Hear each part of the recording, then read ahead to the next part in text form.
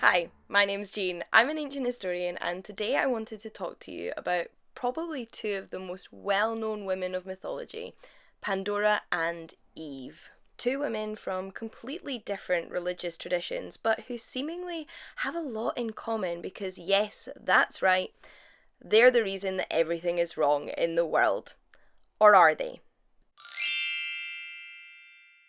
So let's start our discussion with Pandora, shall we? Who, according to Greek mythology, was the first ever human woman. Now, you can't start a story about Pandora without talking first about Prometheus. So, Prometheus was a Titan god, either responsible for creating humanity or naming and raising them, but specifically men. At this point in Greek mythology, there are no women. However, Prometheus really gets on Zeus's nerves, and in particular, one day he steals fire from Olympus to give to the humans, which Zeus decides is deserved of a punishment like no other. Yes, that is Pandora.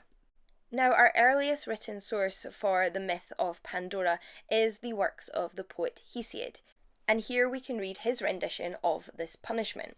It reads, "Son of Iapetus, surpassing all in cunning, you are glad that you have outwitted me and stolen fire, a great plague to you, yourself and to men that shall be. But I will give men as the price for fire an evil thing in which they may all be glad of heart, while they embrace their own destruction." So it seems from the very beginning of Greek mythology, human woman is a punishment. She is an evil, disguised as something beautiful, or kalon kakon in the ancient Greek. But if human women weren't just evil enough on her own, we can't forget probably the most famous part of this myth, which is Pandora's jar. Because, side note, if you didn't already know, Pandora's box is actually a jar in the ancient sources. So this jar. According to Hesiod, Pandora is responsible for opening up and releasing the contents of a jar which cause sorrow and mischief to men. Only hope, meanwhile, remains within the jar, trapped by the lip and prevented from escaping. So, in effect, Pandora is the reason that all of the ills of the world exist, according to Hesiod. Now, there are a few questions that perhaps need answering here, and we might never get answers to, which include whether Pandora intentionally released the contents of this jar. Was it a mistake? Was it something that Zeus always planned to happen through introducing what he considered this deceptive, beautiful evil into man's life?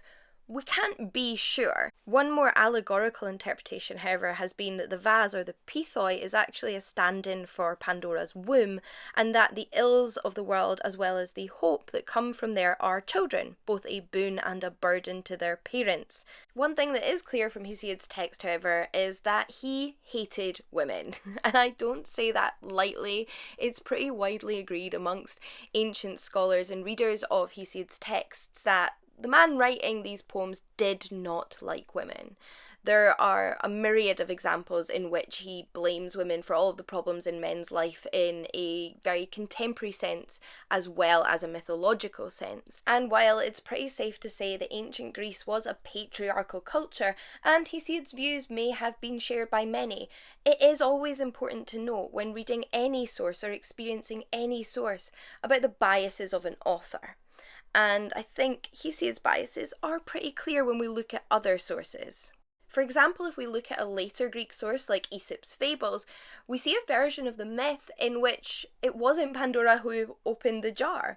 It was actually human man. It was a jar in which Zeus put all of the useful things inside, and they were allowed to escape and return to Olympus and elude humanity through man opening this jar. Now look, don't get me wrong, I am not trying to argue that Hesiod's version of the Pandora myth is entirely unique to him, but with an understanding of how different periods in time and social hierarchies might influence the interpretation and understanding of a myth, we see that they can change over time, and this also applies to modern interpretations, which we'll look at soon. Before we do though, it's time to talk about the next subject of this video. Oh, Eve. So, Eve is a figure in both Judeo and Christian religious traditions. specifically through her appearance in Genesis. Now, generally speaking, Eve is considered the first woman created by God in the Christian tradition. Within Judeo traditions, there is the existence of a woman named Lilith, who you may know about, but we're focused on Eve in this video because of her parallels with Pandora. So in a nutshell, God creates Adam, first man, and in order to provide Adam with companionship like himself, he takes one of Adam's ribs and creates Eve. No indication that Eve is a punishment. If anything, she is a boon to Adam's life in the Garden of Eden. Naturally, however, with women around, nothing can ever be smooth sailing, can it? And Eve eats from the tree in the centre of the Garden of Eden, sharing the fruit with Adam, after she has been convinced, egged on, tricked, some might say, by a serpent who is considered in some Christian traditions as Satan. And it all goes downhill from there. From this point on, Adam and Eve lose their innocence, and we are introduced to the concept of original sin, which many Christians believe is passed down through each new generation of humans. We also see God meet very specific punishments down on Adam and Eve, including introducing Eve to pain in childbirth, which is then passed down with each generation. And in a sense, this story has caused women pain throughout history because of the way in which it's been interpreted and used by the men in power. While, as many people have pointed out, Eve was not solely responsible for the introduction of original sin into the world, and Adam held culpability too, that did not stop the medieval society, for example, using this biblical tale to determine where women were situated within the world and how they should be treated. Eve, as the one to initiate the fruit eating, shall we say, is an agent of chaos who is a reflection of women's irresponsible nature. And if it weren't for her, then everything would just be better. I mean, take for example the texts of Augustine, which tell us that before Eve, sex was purely for procreation, and because of her, we were introduced to lust and pleasure, which may not be such a bad thing from a modern perspective, but there you go. And these attitudes go beyond the figures of Pandora and Eve from mythology and blaming them on original sin or the releasing of all the evils. Take, for example, the Malleus Maleficarum, which is a 15th century medieval text that basically was a guide to the witch trials and who to persecute.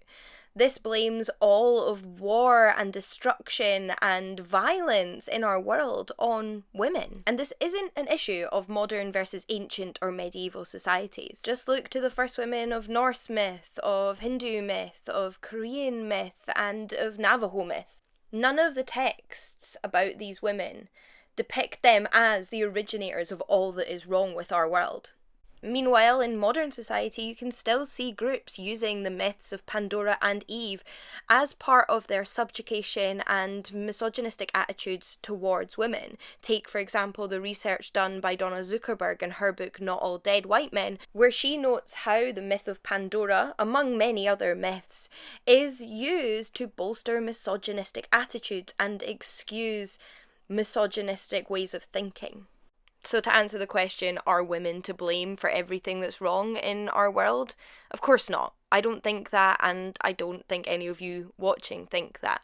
I think the versions and interpretations of Pandora and Eve that we're familiar with, from antiquity to the medieval world to modern society, are reflections of patriarchal cultures which continually blame women for the behaviour of all, which take the onus of others to correct their own behaviour and put the responsibility onto women. I also think it's high time that Pandora and Eve had their redemption arc, and perhaps we can remember them as women who gave us hope and pleasure instead.